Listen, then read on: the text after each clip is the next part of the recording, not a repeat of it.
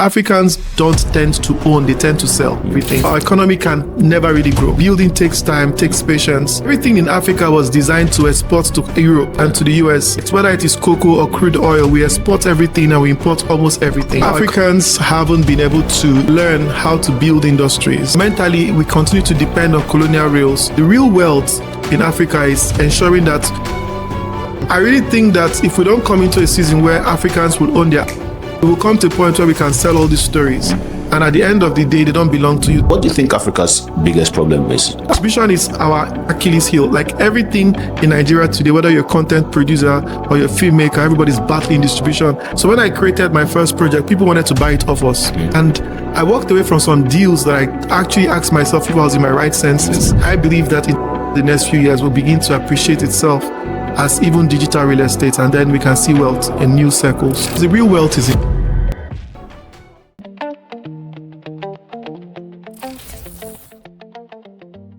So from what we looked up, you studied human anatomy. Yes, I did. And then you have found yourself in this industry, animation, storytelling, and all of that. At what points did it dawn on you that this anatomy thing, I'm not really gonna practice it like that, and this is where my life is headed? Year two. So I think in medical school, year two, you get into a lot more practical work. Yeah. So the first year you do general sciences, but year two, we had to do dissection. So we're now doing anatomy, proper physiology. And I remember going into the cadaver hall. So cadaver is the place where we do dissection, and we had to open up dead bodies to study them and to trace nerves. And I think how did you feel? No, for the first time I was like, okay, what is this? Like that was the first time it dawned on me, like in the journey of your life as a doctor, you would see not a few dead bodies, not a few burnt and broken skins. And I didn't really pay attention to the fact that I didn't like blood. So I love the concept and the idea of medicine. But I first time came face to face with the idea of the practice of medicine, and there was a disconnect. So that was when I decided I was going to switch. And I remember going to career and counseling somewhere in Choba, and I met this lady, and I told her, I don't know that I will enjoy tearing tissue and cells or stitching them. But I would want to switch to something like economics, or I think I asked for economics or psychology. But she told me that that wasn't going to be possible because you have to switch within the health sciences, or you go do JAM again. And I didn't particularly feel I wanted to do JAM again. So I decided that I was going to do anatomy 4 years in and I'll be out. And that was exactly what happened. I'm curious to know, what was your family's reaction like when you said, oh, I'm not going to do this thing anymore? I don't think my parents understood that. My mom wanted the fact that medicine was a safe career. So if you were growing up back in the day, it was law or medicine. Yes. And she had sort of like really, really loved the idea of me studying medicine. And I think there was a part of me that was doing it to make her happy. But when I got into second year and I realized it wasn't going to be the case, and I spoke to them about it. So what she thought that was going to be the case was, okay, when you finish in US, Uniport, you go abroad. And then you do clinical medicine. So I kind of lived with that idea that maybe I'll pursue clinical medicine in the UK or US. But the more I stayed in Uniport, I was now having to start a magazine. And running this magazine was about telling stories about students on campus who were doing amazing things. So I was falling in love with the media side of me. And the more I was falling in love with that side of me, the less I was being available to pursue that medicine. How did you get that knack, or would I call it passion, for animation, storytelling, African characters, and all of that? To be frank, I was always a writer. And as early as 10, I was writing novels. And so for me, I always knew I was going to get into filmmaking. But I remember when I started an agency, my first company was Imaginarium. Imaginarium was a creative technology company. So we're working with brand innovation companies, building tech products with MTN. So it was a very extensive scope. And I realized in working with a lot of brands were looking for new ways to tell stories. And I wanted to create something new. So my research, I found animation as an aspect of storytelling that was almost non-existent. So I wanted to focus on creating animation that adds that could help brands to connect with their audiences. That was where my love for animations returned. I'd watched a lot of it as kids. Today, Lion King is one of my all-time best movies. And I think for me, it did three things. I love the fact that it used a medium that I love, but it was about a culture that was close to ours. Yeah. It was set in the Swahili East Africa culture. And I also love the fact that it was redemptive. Redemptive in the way that it was almost sort of like a metaphor for a story where you had the spirit of the father born in the son, and the son discovering himself, righting his wrongs, and then pursuing, letting go of the guilt and the shame and the grief of losing his dad, to now coming to become his own person, and then face to conquer his worst fear. That's for me a very redemptive story. It was almost like an archetype for the Christ story. So I love the Lion King for that. And I came into animation because I wanted to explore three things: stories that can be redemptive, stories that can talk about Africa, and stories that can actually explore innovative medium. Right. I got the first IP, but I started with getting the rights to the passport of Madame Ilia. You notice that some of you are not subscribed to the channel. You watch the podcast, you enjoy the conversation, but you are not subscribed. We're trying to hit 50,000 subscribers by the end of the year. So hit that subscribe button right now. Like this video, okay? And by the end of the year, we'll come back to celebrate with you. Which was a novel written in 1960 by C. Quincy and set in 19th century Kano. But at this time, it was the invasion of Kano by the colonial masters. And it was very cinematic to read it at the time as a child. I read that book in GSS 3. I remember sitting with it thinking my imagination came alive. I could literally read the book and see it in my mind play out as a movie. But it was interesting because when Kano Wall fell, before the Great Wall of China, there was the Great Wall of Kano, right? And Kano at the time was a civilization. It was pretty much a regional world power. There was a lot of trade. They had tie and dye. They had a lot of things going on, right? So, yes, but set in this Kano was a love story, right? And in this love story was a young girl and a young guy who had to, against all odds, had to find themselves pulled together in the world. But the lady would eventually be killed by died in the night the rival attacked, and the man will now pursue love, pursue vengeance, right? So it was a very cautionary tale, right? But I felt it was an easy execution, but it wasn't. And when we started to make the movie, the first thing I tried to do was hire people for it, and then we couldn't find enough people to hire because at the time, no university in Nigeria trained people for animation. At most, you would find theater art studying fine art, but you didn't find digital art or animation. So we launched the school. I found myself spending time crafting curriculum, trying to figure out how I can solve the value chain supply side of talent. And Magic Lab came out of Magic Carpet Studios. Magic Carpet Studios came out of Imaginarium. My attempts to solve for animation, I created a studio. My attempt to solve for talent, I created a lab. So I am pretty much operating around a producer, creator, educator, right? And trying to figure out how I solve for that. But that's exactly how this journey of Magic Carpet started, with producing, and then we started to hire people, got a job to do something for Cartoon Network, which was pretty much a validation of some sort because this was an international company. We had to compete with other companies across Africa and even in the US to be selected for that. Then we got to do something with Sesame Street, had to do a couple of things with Microsoft and many other clients who may not necessarily be known, but really came with good briefs. I think my big vision for that is to put Africa on the global map of the world with storytelling. I personally feel like Africa has a lot of treasure troves of stories. I grew up with my grandmom telling us about folk tales and folklores from our culture. I would listen to my mom sing about her own stories from her own part of culture. And there was just this beauty I found in African literature. You find even kings and kingdoms. You find emperors and even empires, ancient as they were, but they were no less compelling, right? And I felt if we could sit with those stories and develop them, we could rival Game of Thrones, we could build things that could export. And that's the journey I am currently pursuing, to see that we can export African stories, bring about a new culture, new civilization with the kind of stories we tell. Awesome. Looks like you're looking at my pad. Really? Yeah. Because most people will introduce us like an animation entrepreneur or something, but I feel like it's much deeper. Yes. Right. I feel like, let me read exactly how I put it here. Okay. So I don't miss any words. I feel like you're trying to build the infrastructure that allows Africa to own stories. Yes, very well. What does that journey look like? So again, there is a sense that Africans haven't been able to for the most part, learn how to build industries. So if you look at across the global south now talks about the areas of the world that were colonized. It looks as though we came out of colonialism, but we didn't come out of colonialism. So physically, there was a liberation and was independence, but mentally, we continue to depend on colonial rails.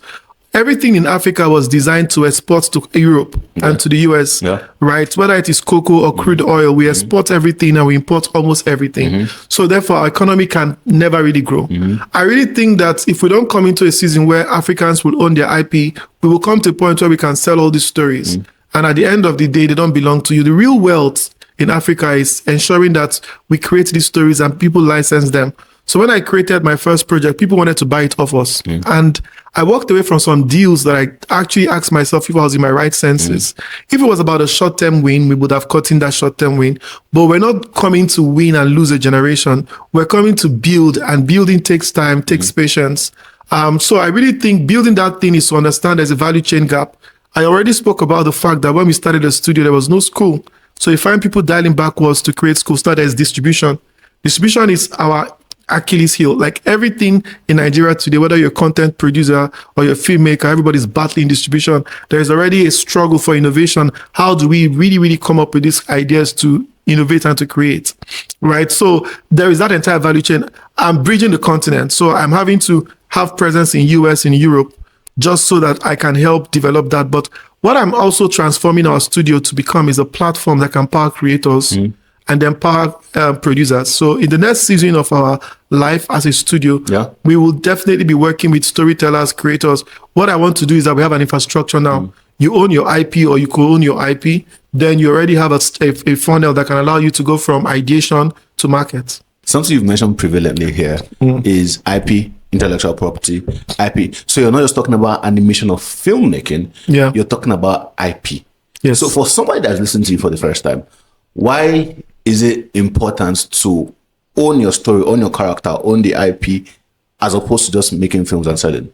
Because the real wealth is in IP. Intellectual property is pretty much a digital asset. It's like a digital real estate. You can always rent it. You can always license it, right? So when you just do a movie and you have that possibility that that movie can take a life of its own. Let's talk about Disney for example. Disney today, they have movies like Lion King, but if you go to Disney Park, you still watch Lion King. Today, one of the highest selling shows in the UK of all times is the Lion King on Broadway. So every time they are doing Lion King on Broadway, Disney's earning and making money. Every time you buy a school bag designed by Lion King or Simba or Mufasa, you're already making money. Disney's making money from you. So what it means is that an IP is exploitable. It can expand its revenue model. You can adapt it to game. You can adapt it to film. You can adapt it to merchandise, possibly even aspects of theme park. So IPs are extendable, right? And for every extension, there is revenue you unlock. So one of the things we think about here in Africa, we come to movies like 100 meters dash, less of it as a marathon. So we want to just get to a film and we're done. But every film has a sequel, if it's possibly structured that way. You could have seasons and seasons could come out of that. So we need to deepen our understanding of IP. It comes with sometimes research, comes with building community. Currently, community is also capital. It comes with also creating characters, doing the legal side of it. You understand trademark and trademark policies and even copyright laws. You find ways to see that you legally defend, control, own the legal framework concerning your IP, which is registration. So a good lawyer would help with that. But once you own your IP, it's then understanding the commercial angle of exploiting that IP in ways that can create wealth. It's generational wealth.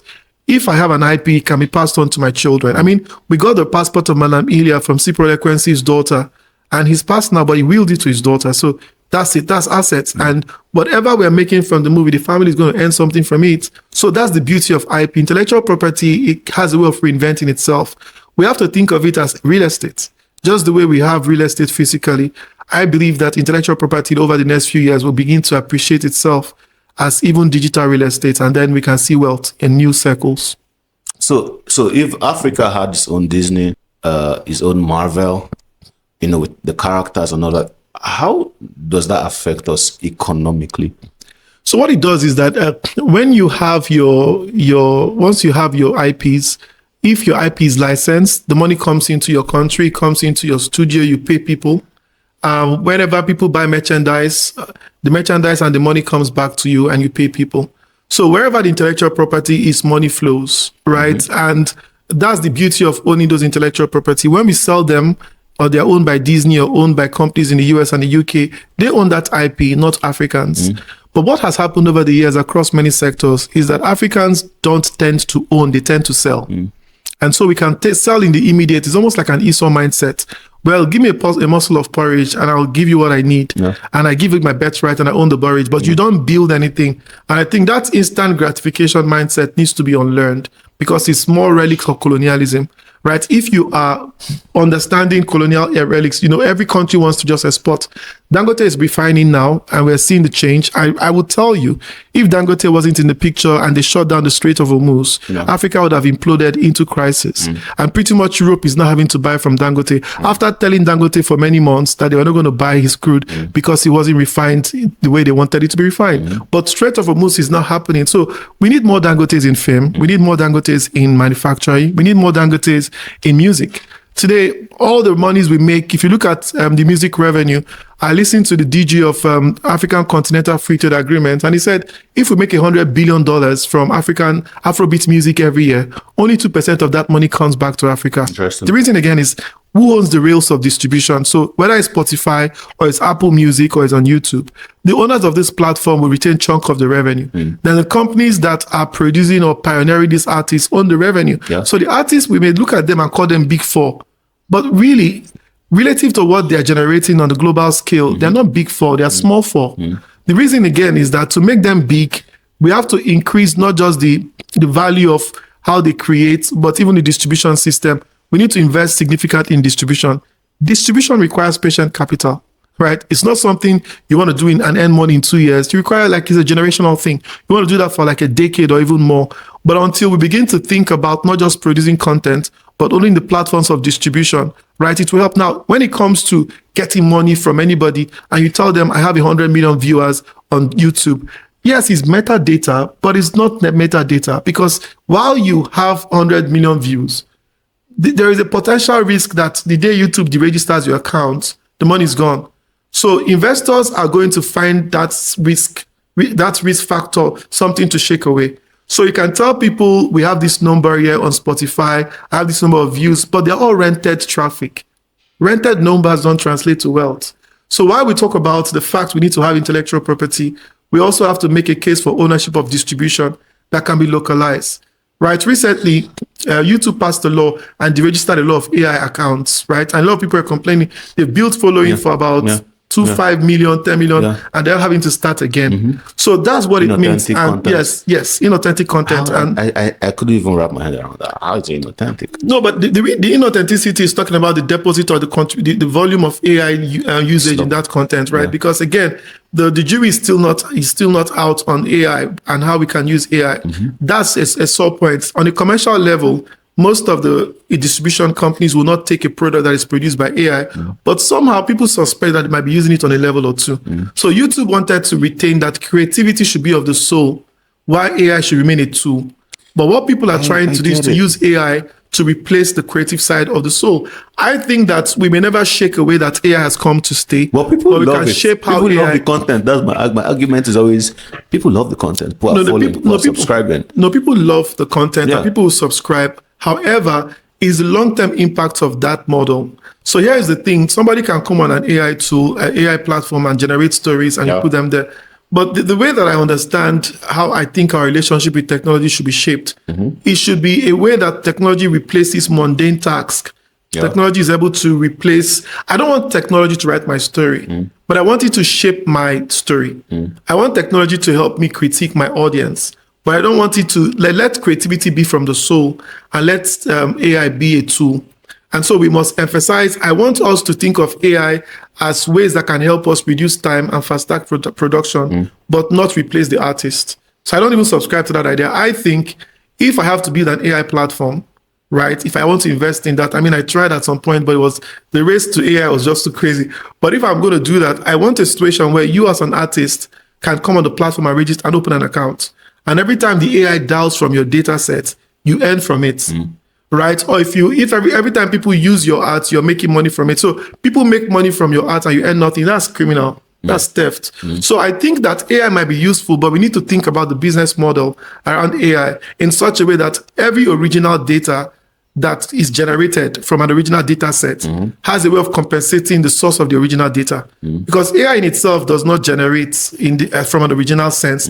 It pulls from original sources and makes something new. And those sources are people's creativity, people's IPs, people's soul, that they may have gone to ArtStation to open an account, and ArtStation went to give API to maybe Claude or Open AI, and we're back at one. So I really think that the conversation is about designing AI in a way that it becomes an economic engine to sustain and pay people who create, not replace them.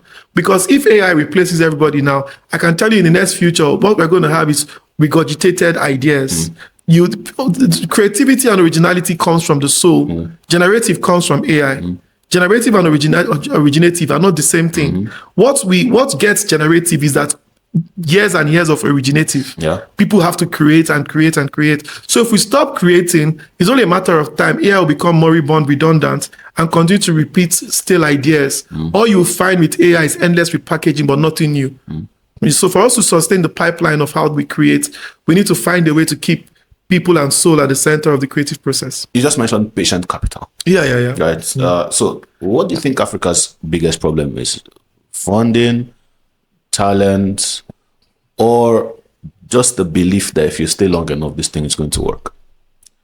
I think that it's a combination of both the funding structures and how the capital is designed, and also the mindset on the talent side. And I'll speak to both. So when it comes to capital has to be designed. The capital that we have is always around, we give you 5x exits. So capital is coming into Africa to scale and exit. But we're looking for capital that will come and stay in Africa and generate value over a period of time. So the creative space has never really found that design of patient capital, and it's on many fronts. It's going to require policy shift and policy change. On the side of driving creative industry, you go and look at the models in Europe. Europe do a lot of co-production. So I want to produce a game. They get funding from France, and I get funding from a studio in Germany. I'm making a $5 million game. Right, because they are subsidized, and those two countries are funding those games. The studio is having to pay back over time, but some of them get grants. So we need to find co-production and bilateral trade agreements that can allow for us to co-produce and co-create with other regions and other markets. Again, the beauty of co-production is that you have access to larger markets, right? There's also tax incentive. Africans, and even in Africa here, we don't necessarily have the tax incentive and the rebate structure. But all these guys do have rebate taxes where you produce in their country, they're giving you 4% tax rebate, 40% tax rebate, or 30% tax rebate. That's something important. We need to also do a bit more work around our intellectual property and copyright laws. Most of it are still the relics of the colonial era of 1937 trademark laws of London, and I think of 1978 copyright laws. So these links need to be brought to the front. We need to upscale them. And capital design has to come from a place where the capital mixture should allow for us to nurture creativity, not just as a quick fix or a quick return, but as a cultural contribution and cultural imperialism. Again, much of what America has become today, America became through storytelling. So for us to design capital, we have to design it pretty much with intention that it will take a bit of time, with intention that it will require us to collaborate with other capital mix. Some capital will come as grants, some will come as equity. If they come as loan, they have to have moratorium and they have to be single digits, like what Bank of Industry is doing. So there is a sense that there has to be a bit more effort in assembling that. Now, let me speak to the side of the talent. A lot of Nigerian talent tend to want to move too quick. But when it comes to patient work, and even in my industry, you need to give it some time. It takes about 2-3 years to train somebody well enough to work on something significant. But most people want to be made in a month. You can't easily be made in a month. It does take time. So there is a mindset that I think we need to speak to. The mindset that what something good takes time. And when you get to the point, a skill is never really lost. You can fire somebody from a job, but you can never fire them from a skill.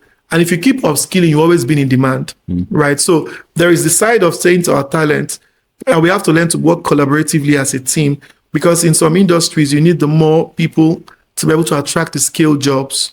So mindset wise, our creator needs patience. Capital wise, our capital design has to be less colonial, less Silicon Valley, but more contextualized around our economic realities and across the fact that on the African side of things, our development hasn't been as fast paced as Europe. We're still pretty much playing catch up on some aspects of the economy. So we need that capital to sit with us for that process. Fintech can generate all the funds because fintech now has rails. Yeah. There is APIs you can plug in and it can help. But creative industries, we're still a little behind in terms of how that conversion and that monetization can work. So, building a business around animation is one of the hardest businesses to build in Nigeria. Right? It's not the conventional kind of business. Why did you choose this hard part? So two things. I think that for me, I felt a sense of calling. That's what I'll tell you. I don't know that I chose it as much as it chose me. And as crazy as it might sound, I was in oil and gas for 5 years, right? I worked in oil and gas. I have a mining company, so I don't just do that. I have a mining company, I have an agency and a tech company. So there are many things that I do, but I love storytelling because it sits very close to my heart. And I think with storytelling, we can shape culture. We can influence children. We can take the world where the world needs to go. I really feel that storytelling is a prophetic gift. It's almost like you have a prophetic imagination, and you probably would be someone that lives a little ahead of your time, or maybe even ahead of time itself. You need to find this way of, being pregnant. I will say you are like an ancestor of the future. You're coming from the future to take us to a place we need to go. Those guys are a gift. Steve Jobs was that in tech when he came in with Apple. You find guys who have altered civilization. I mean, some guys who altered music by coming up with ways sound is done. So I really feel like that's something I feel animation gives me that space to really come in with my mind and my imagination. I want to shift culture. I want to be able to see that our kids watch what we create. They have a deeper sense of identity. They have a better worldview to understand that this world is not as broken as we think, and that to bring this world into a new civilization, it requires all of us to love, to know ourselves, to honor ourselves, to respect each other. Right. So I think storytelling is a therapeutic tool, is a healing tool. Storytellers are healers. Storytellers are builders. Storytellers are pretty much they carry the world with them. And I think that's something I love about animation. Mining is cool. I can make money from them, but I don't see that level of fulfillment that I would see when I sit and tell a story or write a story, right? When I read the parables, I really think that a person like Jesus is a storyteller. He told parables. Parables are forever an exciting thing. So stories are tools of transformation. They are also economic tools because you make money, yes, but the world is better for it. So people see a finished film, a finished animated film, right? But what they don't see is what goes into making it happen. The costs, the hard work, the manpower, everything. Can you paint a picture of what that looks like for us? So a finished animation movie is a tedious process, right? It takes maybe a couple of years. Sometimes when even the big studios tell you they've been in production for 5 years, we laugh, but that's what it is. It requires, the first stage of the work is pretty much pre-production. There you're sitting with the story. I also will speak to story in the way that I think Nigerians give an afterthought to story. It's like, I want to make a film. So what stories do I need? But sometimes it's that I have a story and then I want to make a film of that story. So storytelling is something you have to honor. I really think when we rush a story, we don't let the story come to full potential. There are many stories I watch in Nollywood that I feel like, if the writers or the producers have sat a little longer with those stories, they would have made a blockbuster of that story.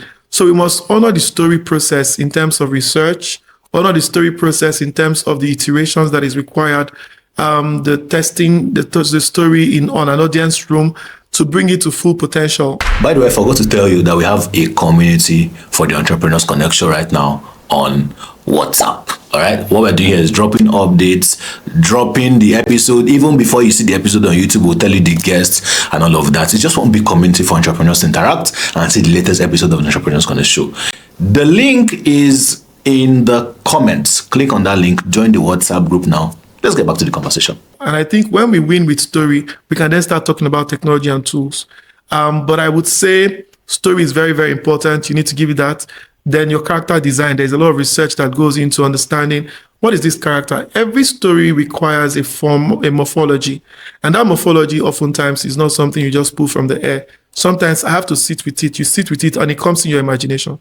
Sometimes I'm having to imagine something that is not human, and I want to use I want to use anthropomorphic models or use animal morphology to tell a story. Like some stories are better carried as birds. Some stories are better told as humans. Some stories are better told as surrealism or whatever tool of art you want to use. So that is something that is very important. When you sit with that process, you go through your animatics, you go through your story Bible, everything, and your fundraising stage, you get into production. Production is an extended process of creating. Then you go to post-production where you put sound and picture, right? Behind all of these things, there's the money guys who are sitting to talk about the pitch deck, who is investing, when are they getting their money back, what's the valuation, how are you going around that conversation. You're talking about your voice actors, who is going to act, who is acting, who is going to sound like this. Is it Idris Elba or David Oyelowo, or are we using Ramsey Noah or RMD? Now you have to figure out the voicing aspect. All of these things are like you're making a meal or cooking a soup. Yeah. You have to have everything in the right mix to make it a dish that people can sit with and relish. I didn't even know that it took voice actors. For years, I had the imagination that the characters are talking. No, it's a lot of voice actors. Riddle me one day I see the voice actors for, I think it was Lion King. They're playing Simba. Yeah. And this grown old man is, doing Simba. Like, I'm coming.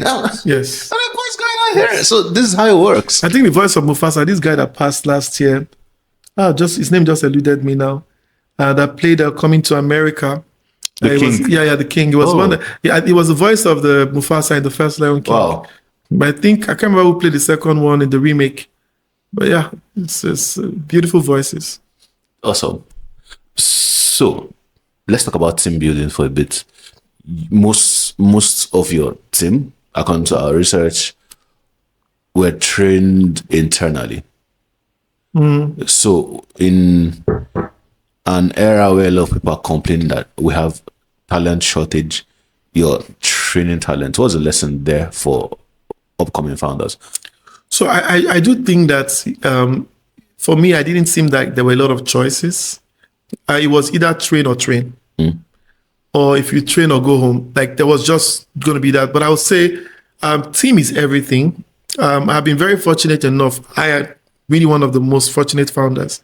I have a very vibrant and supportive team.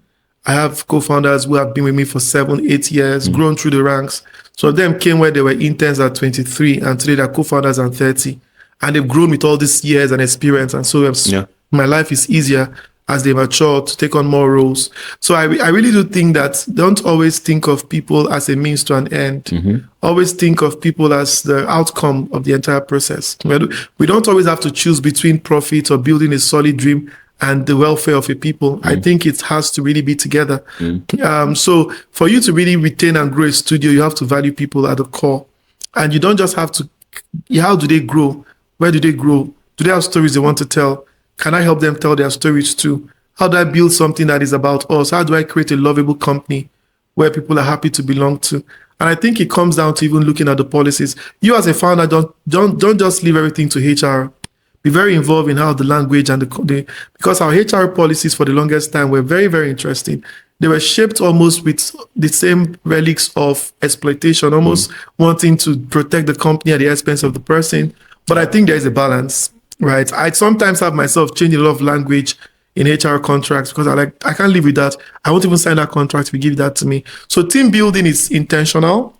Team building is held by structure and culture, but it's modeled. You as a CEO, if you want a company where people value people, be the CEO that can show that people are valuable.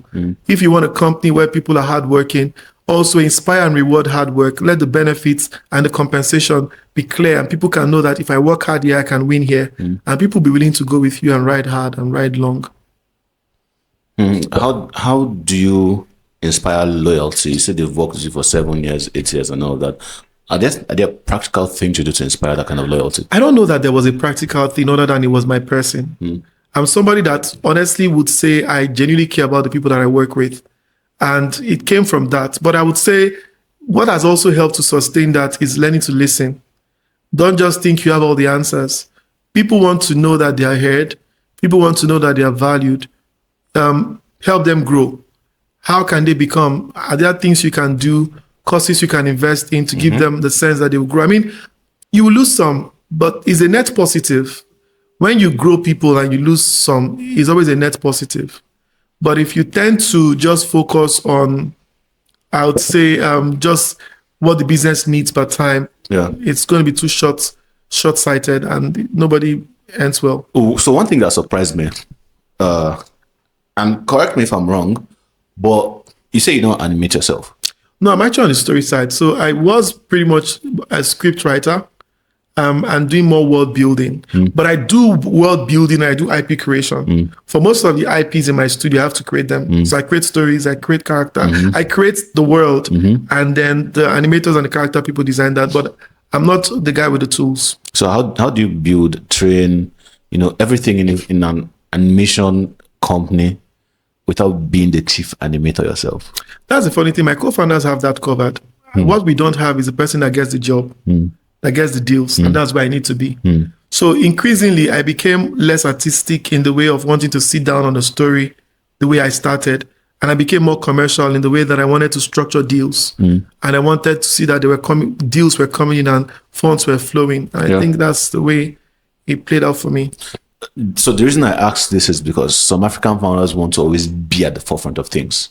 So if I run a video production company, I want to be the best video cinematographer, videographer. If I run a writing agency, I want to be the best writer. If I want to do this, I want to be the best. So I think we need to come to that place where we are okay having people who can excel at these things more than us, as long as it fits the bigger vision. You're right. I really think that for most founders, they start that way. But as you grow through the ranks of your business, you realize you would have to be less technical, right? If not, you won't do the job of a CEO. I would say if a founder feels very drawn to doing a lot more technical thing, he can be that. He probably would have to take on a title like a chief innovation officer. But get somebody that is chief commercial officer or CEO or COO that has to complement what you don't have, right? But like I said, some people want to do that and they succeed at it. There is not just one way to go about it, but for every scenario is what is the best for the company. My being the technical, is this someone bringing in the deals? If I have to sit down today and I'm interested, I'm fighting with the script writers, which used to happen in the early days, right? Who is going out there to get the job done, right? So I became fully aware that I have to get guys who are smarter and I can trust to do what they need to do best. And I get what I need to do, what needs to be done. And that's it. Awesome. Okay, let's move further to the business side of this. So what is the business model behind running an animation company? Where does the money come from? Because it's easy for people to be inspired. Well, I like characters. I want to create characters. I want to do all of this. Where does the money come from? So animation is like pretty much most of the models we run in Africa. It's pretty much like an agency. You create animation for clients and they pay you. So it's pretty much either you have to be an outsourcing studio, or you also have to be animation as a service, and you earn your money from there. Most of, if not all of the studio, that's what we do, right? I just happen to have a hybrid model where although we create for clients, we also develop our own IPs. Awesome. Many African creators, as it were, they have the big dream of either being acquired by Disney, Netflix, and all of that. My question is, should the goal for people, especially Africans, be to sell, to be acquired?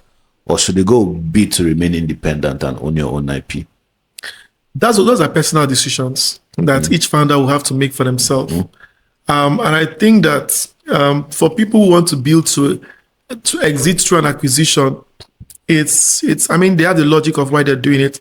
I don't know that I would genuinely want to speak to that or fault them for it. But I think I also value the fact that I want to own the stories we tell, and I want to be able to see that I'm able to create more stories that I want to tell. And that's because as a child growing up, I read a lot of novels. I read a lot of writers that I value. I was somebody who kept ideas of stories I wanted to write and tell. So for me, I do know that if I get acquired by Disney, yes, there'll be money.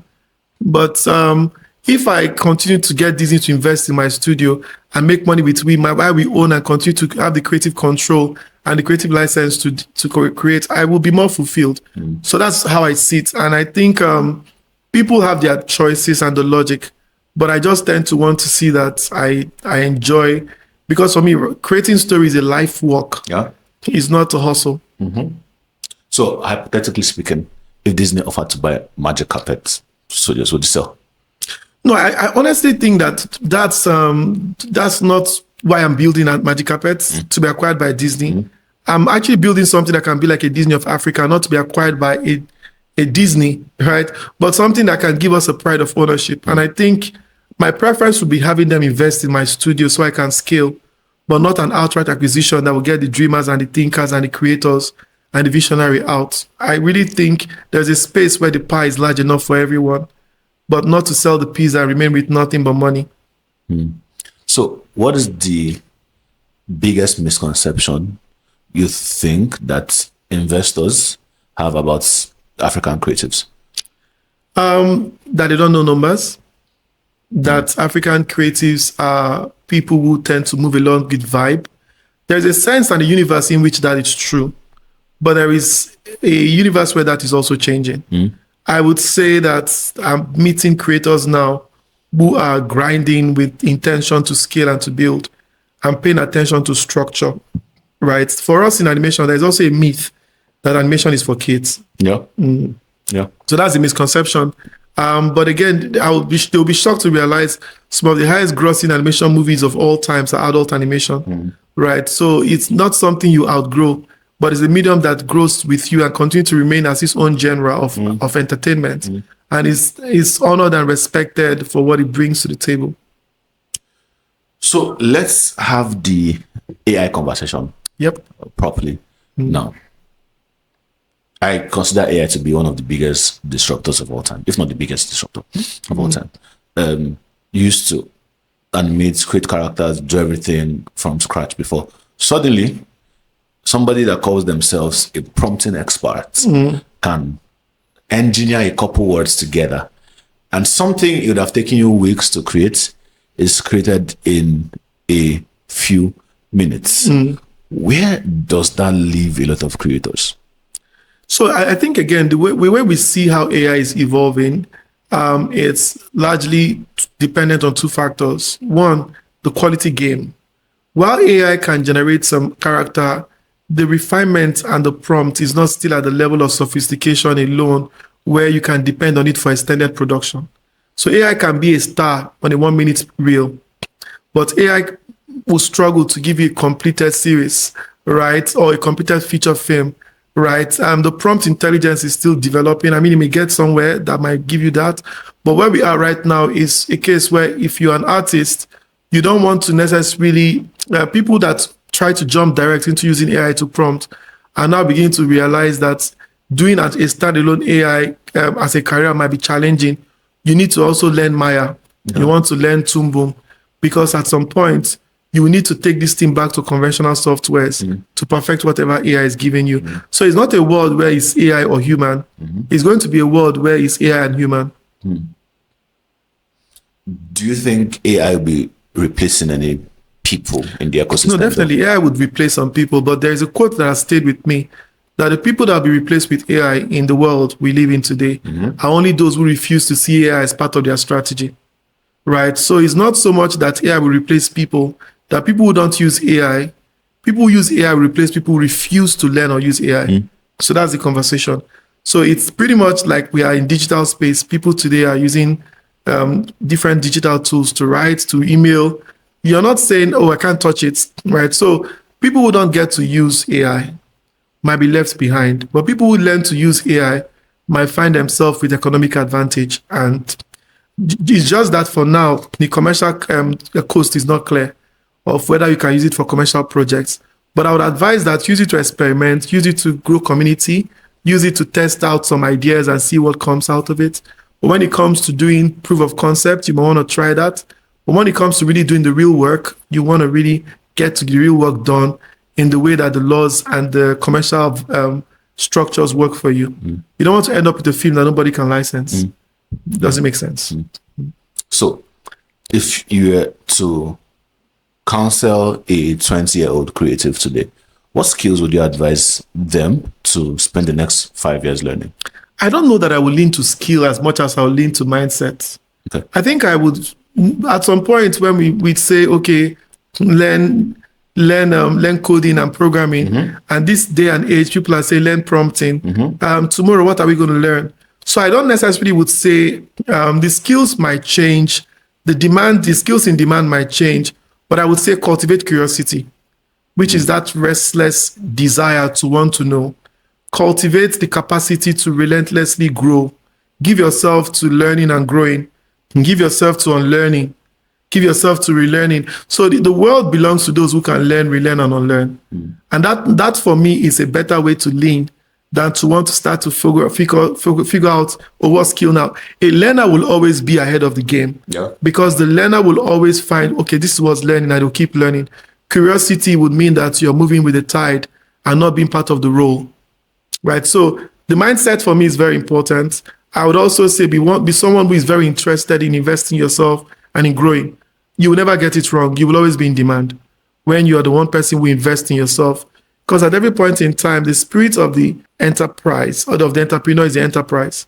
So what that means is if you are somebody who is giving to knowledge, to excellence, to creativity, what you produce and create will be a reflection of who you are. So speaking of mindsets, or about mindsets rather, you mentioned right now that you worked in oil and gas for 5 years. Yes, I was currently own a mining company. You're running Magic Carpet and everything within that magic ecosystem, basically. What kind of mindsets did you have to be able to achieve all of this? First, destroy the labels. One of the greatest disservice we have had in our generation is to think that a creative is one way of being. I don't think that a creative is a particular way of being, but that every human is a different creator. So creativity has been reduced to just one definition, a faculty of the arts or a method in science. I think that's a disservice. We need to reimagine a definition that belongs to all of us. We need a definition that expands. Creativity is the yearning of the human soul to express something unique and beautiful in the world today. So every human that is made in the image of God is a creator. So the question is whether, am I creative? No, the question is what can you create? So that capacity to imagine is a creative gift, right? That capacity to think is a creative gift. So my own conversation is really around the fact that as a creator, we cannot say, I'm not good with numbers. No, that's a misconception, right? I think you have to understand that if you need to study numbers to succeed, why don't you do that? Right? You need to be what you need to be, right? If you know you need to take a particular course in a tool to be better at your creative tool, take it. But we must never let ourselves be sliced and diced into labels. Oh, I'm a creative entrepreneur, I'm this and that. That might be very limiting for us, right? I am somebody who wants to create value. If I find that there's a problem to solve in mining, I'll go there and solve the problem. If I find that there's a problem to solve in technology, I'll go there and solve the problem. We must understand that our capacity, our reasoning capacity as humans, we're only using less than 10% of our faculty. That's our human capacity. So no human is fully optimized. We're all living far beneath our creative potential as humans. When you give yourself the license to create and the permission to create, you realize that you are way more than you think you are. We have to reclaim the concept of our humanity. It's not one way. That there's just so much. So I'm doing mining is a management thing. How do I manage my time? Is not and my energy. It's not about can I. It's about how do I. So the conversation and the questions need to change. Right? The question for me is if I divide my time well and I know that between this hour and this hour I'm reviewing this thing, I'm done. Next, Dangote he doesn't have two heads according to our parents. He doesn't have two heads. So he's sitting on mining, he's sitting on refining, he's sitting on manufacturing. Yeah. He's one person, right? I don't think that anybody can carry all of this scale. I know there's a bandwidth side, but I think you can grow yourself into becoming someone that can succeed in many things. It's a choice first.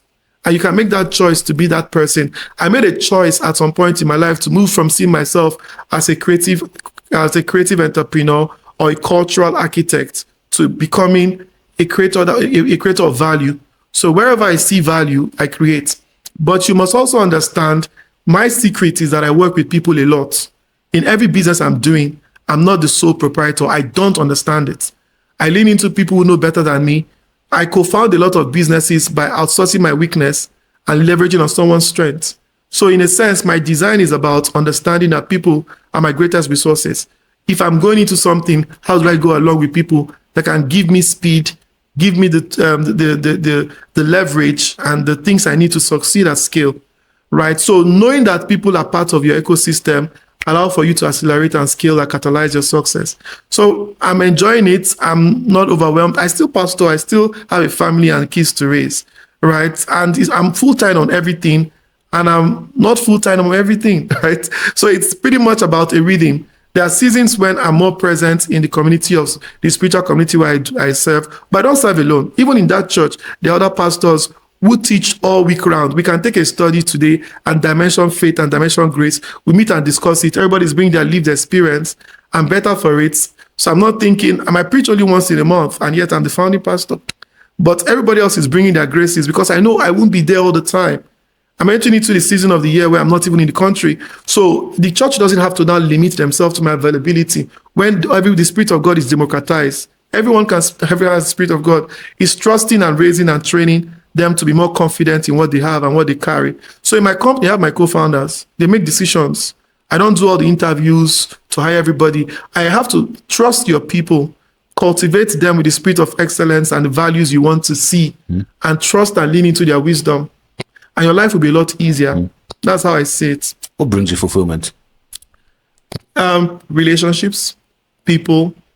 Seeing, for me, I am very, very intentional because I really feel like God's purpose is people. God has always been about 100%, people. 100%. Yeah, God has always been about people. And I think that for me is what gives me fulfillment.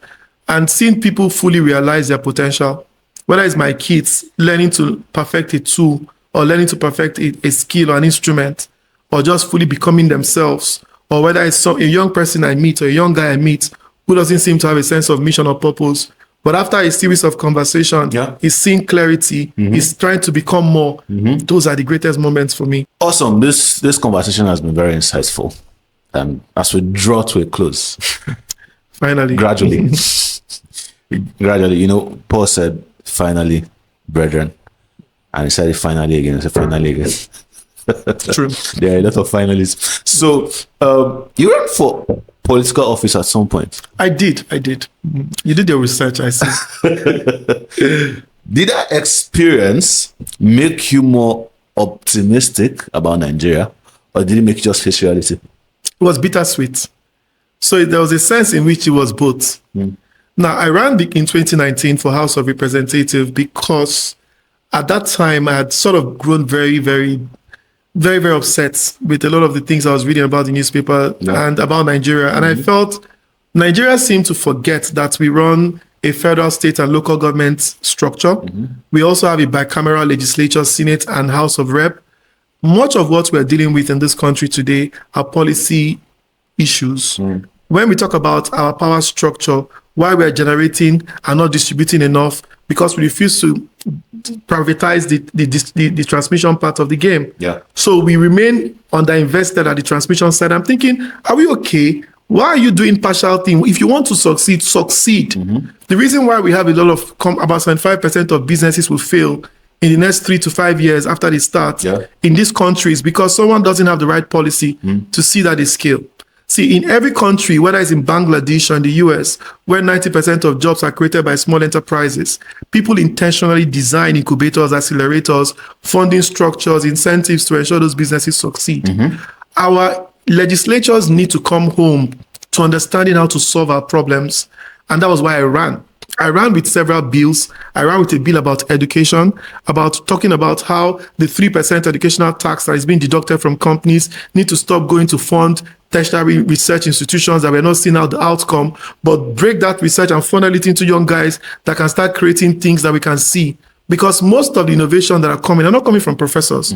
They're coming from some of these young minds. Why don't we funnel them in such a way we can see more inventions, right? So I also ran with matching capital. The matching capital is that if you need 20 million and you have 10 million, we should be able to give you, any bank should fund you with 10 million, right? And that can help them with tax incentives from the government. Just, okay, you're funding, if you fund 2,000 startups, we can give you some tax rebates. Guess what? Everybody gets to win because the government will have more startups in the ecosystem, create more jobs, employ more people. So you've created jobs, the companies are helping startups, the government have more taxes, right? So there's this ripple effect where we think about this whole thing connecting together. That was why I ran. So when I ran, I realized that we have a serious misinformation problem on the educated populace who have monetized electoral process.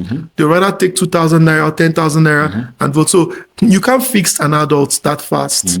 We can do the work by preparing the younger people. So there is a sense that you understand these older people just want to stick with the status quo, but we can do a bit of work in the younger. It makes it a little harder, but makes it more practical, right? Where I'm right now is that I'm not in the season of my life where I feel the desire or the need to get politically active in the way of running, but I'm also very supportive of people that are running. I have some friends who are running in parties. I make out time to volunteer to sit with them to shape their policies because I really feel like that is where we can win as well. Nice. What do you see the political future of Nigeria like? I think it's evolving. I think that we're coming to a point where for the most part, where our system is being tested, our judicial process is being tested for integrity. I will not tell you that they are succeeding at it. We're seeing a political system where democracy is being tested. On one level, it looks like we're devolving into a one-party state, right? So there are all of these things that are happening. But again, power is never given. It is always taken. But I would say that Nigerians should understand that nobody's going to come and fix the country for us. We have to fix the country ourselves. It will require some sacrifice and inconvenience. Don't just sit back in the four walls of your house and expect that the country will get fixed. No, we need to go out there. I always advocate join a political party, right? If they can stay long enough to be there, but join a political party. Just be there. Don't just join. Participate. We have a lot of people who are disenfranchised in their mindset, and they have outsourced the political game to a few people who just profit from the ineptitude. Right. So we need to do a lot more work in helping educate our young people that politics is not a game for a few. It's an impact that touches every one of us. And we must be responsible for both the outcome of our country as we are about our businesses or our careers, right? We need a new type of people that see politics not just as a nice to have or something for them, but this is my civic responsibility that this country succeeds, that no kid in this country should be left behind. We have 18.3 million children not in school today. That's how to create a terrorist. Because we put 5 years and 10 years into their lives, give them guns and the whole country is burning in flames. Tall fences will not protect an unsafe society, right? Having population of young people without skilling them and educating them does not make your population an asset. It makes it a liability. So we have all of these conversations that I think every young person who is a builder is worried about. Within my own space and time, I'm doing what I can in my church. I'm doing what I can in my company to see that every young person and part of their lives are better for it. But hopefully a time and a place will come when I might want to do it at scale. But what I'm doing with Magic Carpets as an industry, I think I'm doing something that is significant. And I didn't think it was time to be distracted by running for office or competing to get into power. Do you think money changes people? Do you think money changes people? Money reveals. Let's change. Money doesn't make a proud man suddenly proud. He's always been proud, just hidden in poverty. Right? So it's what it is. What do you reveal about you? So for me, I'm pretty much a very content person. I don't have monstrous ambition about certain things. I still feel like what gives me deepest joy is being with my kids or reading a book or just being entertained. So I think first of all is understanding that you have a deeper sense of self and identity. Most times people are trying to use money to buy identity. But once they understand that you already are, there is nothing today that can make you more or less. You're good. Once we think that I could be more when I have more money, then you're likely to be tripped over when money comes. But once you start to deeply understand that nobody around me is less because they are less money. I don't cater to people of the social ladder because they are richer. I therefore have to call them or be their friends. No, every human being is an imago Dei, and they are worthy of my love and admiration and respect. And I think we must remind ourselves fundamentally that money is a tool given to us by God to change society and help people. is never about a metric to make us feel more worthy and people are less worthy, right? That's not what it is. 48 laws of power can tell us avoid the unlucky and unhappy. So every broke friend you block. But everybody looking for urgent 2K today, if they have the right environment, there may be people that can start creating value. I really think for me, it's how to think about it. Money for me is a tool to solve problems, but it's not a metric to define how people are worthy for my attention or presence. So 2 questions in one. Your pastor. Yep. What has pastoring taught you that you could never have learned from doing business? What has doing business taught you that you could never have learned from pastoring? It's been very interesting because I kind of like even at some point in my business life, I was mistaking both. So there are times I'll sit with somebody. Pastoring has taught me that today there is a potential in every human. Yeah. Let me tell you one of the stories that I love. It was a book written by Jesus himself, or a story told by Jesus himself.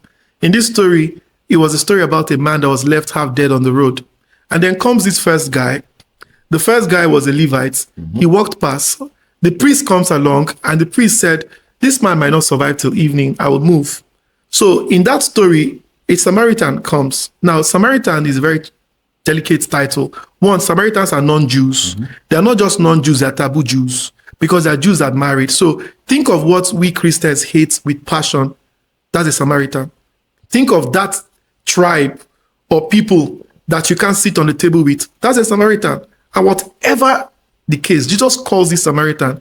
The man looks at the man on the street. The funny thing he said, this man is half alive. The both guys saw that the man was half dead.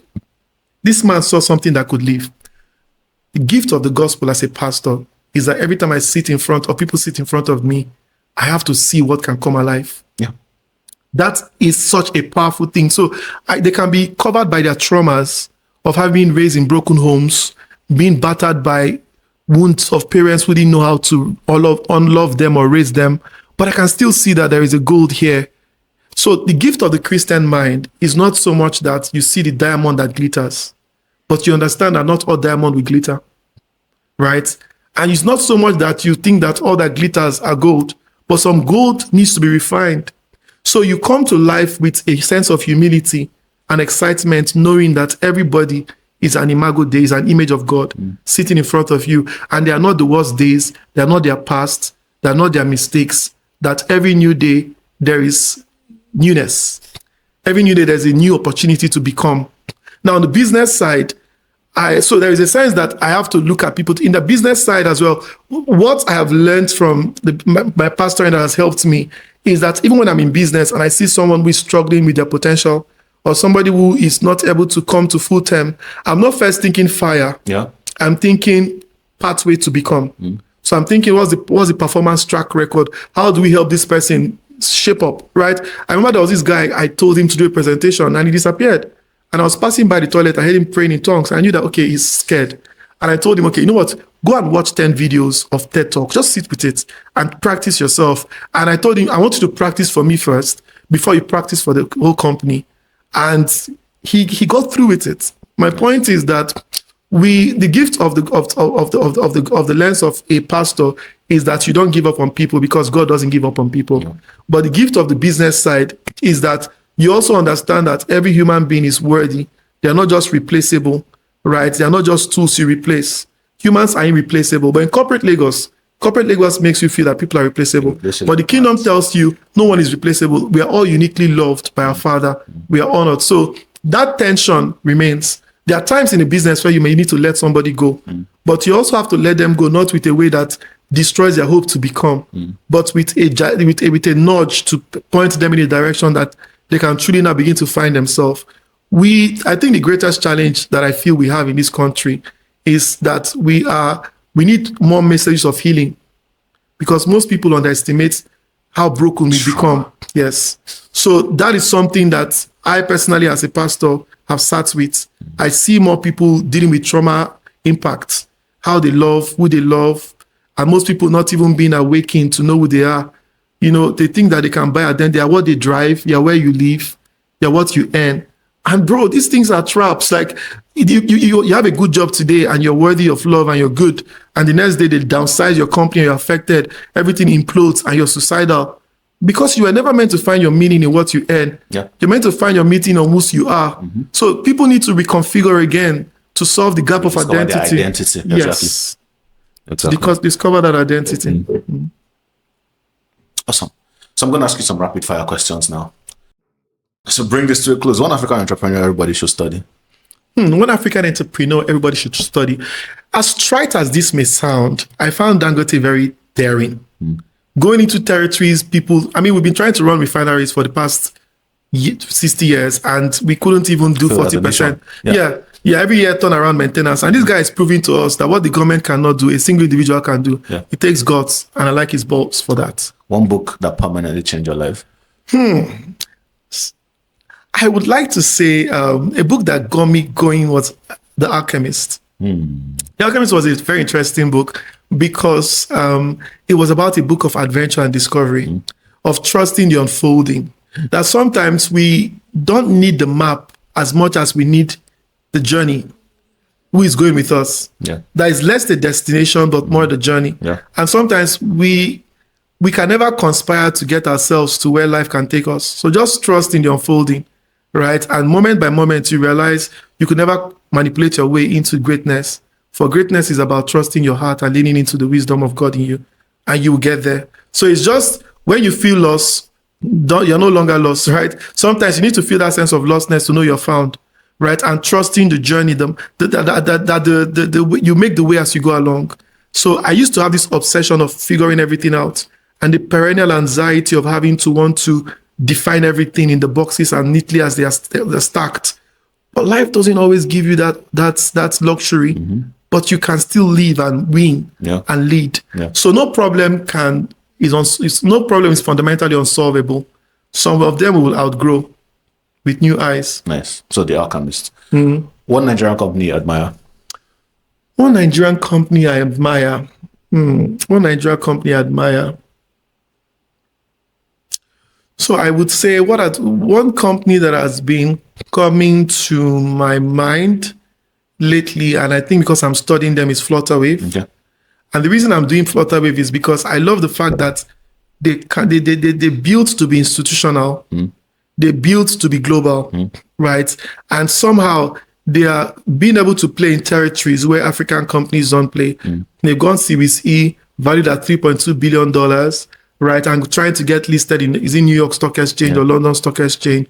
It takes a level of grit. And their vision has always been one API for Africa, right? So I'm very, very excited about seeing where something that started right before all of us here and what Benga and the team has done. So I'm admiring them for just, that level of skill, consistently just pushing themselves against the grind and, daring to become and become and become. One industry in Africa that is massively underrated. One industry in Africa that is massively underrated, I would say almost all industry in Africa is beneath their potential. Yeah. Right. Creative industry for me would top that list because somewhere along the line, we know what Africa can be. Africa can become the creative capital of the world. When you look at some of the actors today that are shaping Hollywood, they are all Nigerians. When you look at the music, what Afrobeat has become, right, coming from here. So the creative industry can really contribute more to the GDP, create more jobs, and become the powerhouse. But they don't have the right structure. So it's mostly the underestimated. But because I've seen other industries, every industry needs more people. One thing young African creatives waste too much time chasing. Clout and optics. I don't think that people understand that you're not solving for optics. You can solve for opinion, do the PR thing. But at the end of the day, if what you're building is not real, if what you're building is not true, it will not stand the test of time. We're not just to do what people like and get applause. Don't be seduced by the applause. Don't be seduced by the opinion of people. Be true to yourself and be true to what you're building. And I think that's what is most important. What's one thing you never compromise on? One thing I'll never compromise on: love. Love. I think love is the greatest force. It reminds me that at the end of the day, We are all one. And I have to choose and love people as much as I love myself. I have to believe the best of people as much as I believe in myself. And even when I fail myself, I have to believe in the power of love to bring me back. So love, because love is restoration. I can't tell you that, oh, my integrity. Yes, I would like to say my integrity. But some men who have been faced with circumstances where they didn't live up to their true promise, love reminds you that you're more than your failures and you can become even more better than you were. So love is the greatest. So it's 2050. Young kids, teenagers all over the world, Brazil, South America, Canada, Switzerland, China, they embrace African characters just the same way they embrace Naruto, Spider-Man, and all of that. What role would you say Ferdy played in this? So I want to be one of those who champion the stories and the creators that today will build what can become a civilization. I want to be one of the names mentioned that gave a lot of creators their first opportunity to be global, that took some African IPs that were in the backwaters of some of our storybooks into the global world. I want to be known as one of the pioneers and one of the progenitors. Awesome. 2 more questions. I'm going to bring this to a close finally. 2 more questions. Okay. So one question is from me. One question is from our previous guest All right. from yesterday. What is Ferdy still trying to figure out right now? What Ferdy is trying to figure out right now is the aspects of parenting that puzzles me. As your kids grow, you want to be sure that they're growing and they're retaining the things you've always wanted to put in them. And sometimes you have to remind yourself that you may not always get it right, but you don't have to figure everything out, just trust. So I think parenting is forever an unfolding learning curve, right? Nobody has parented before. It doesn't come in manual. For every child, they are unique and different. The way to love and raise this child is not going to be the same way to love and raise this other child. So you need to have presence of the mind. And being present is something that I'm practicing even more now. Because at the end of the day, the greatest gift we can give our kids or our love, our family, is not so much about our gifts of what we make, the money we make. It will be the time we spend with them. And what gives quality to a time is presence. What gives quality to a gift is presence. Presence is knowing that you are there. So if I'm here, I am here with you. Wherever you are with them, there shall you be. Our minds are not consumed in the future or trapped in the past of unpaid bills or things that get to figure out. Give people your time and your attention and bring every attention into every time. Right? And that's something I'm working through on my journey. I'd like you to leave a question for the next guest. You don't know the next guest, but leave a question for the next guest.